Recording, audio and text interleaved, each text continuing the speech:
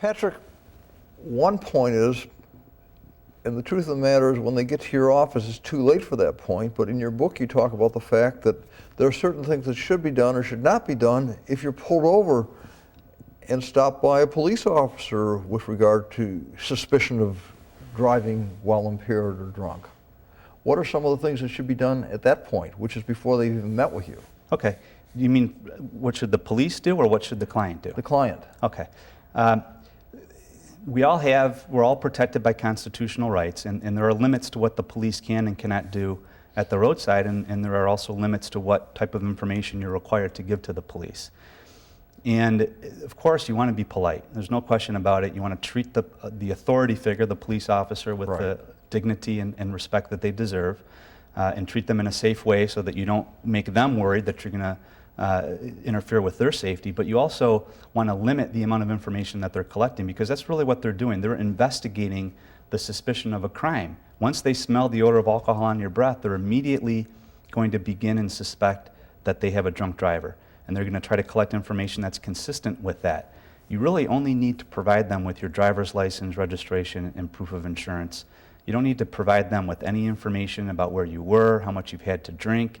You don't even have to provide them with any what we call field sobriety exercises or field tasks at the roadside. You can refuse to perform those. They're also going to ask you to blow into it's called a preliminary breath test or a roadside breath test. And you have a right to refuse that as well. Let's say someone refuses to do the sobriety test and refuses to blow in the breathalyzer. What happens then? Well, it's important that your viewers understand that there's a big difference between the roadside breath test and a breath test that they may be asked to take back at the station. So let's talk about the difference between those two. Okay. The one at the roadside, you can refuse to take that one. And if you do that, you prevent the police from collecting important information that they can use to justify their arrest. And the only sanction that the state can impose upon you for doing that is a fine. There's no points, there's no driver's license sanction. It's really just a fine.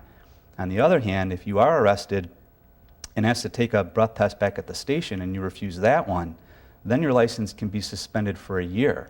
And that's a hard suspension with no driving, unless you appeal it. That's appealable, but generally speaking, you're going to get 6 points on your record and you're going to be without a driver's license for a year. So your viewers need to understand the distinction. But as far as at the roadside, you can refuse to take the field task, you can refuse to take the breath test, and if you do that, you'll be in much better shape in defending the case in the long run. Patrick, we've reached our first break point. We'll be right back with my guest, Patrick Barone, and defensive drunk driving cases.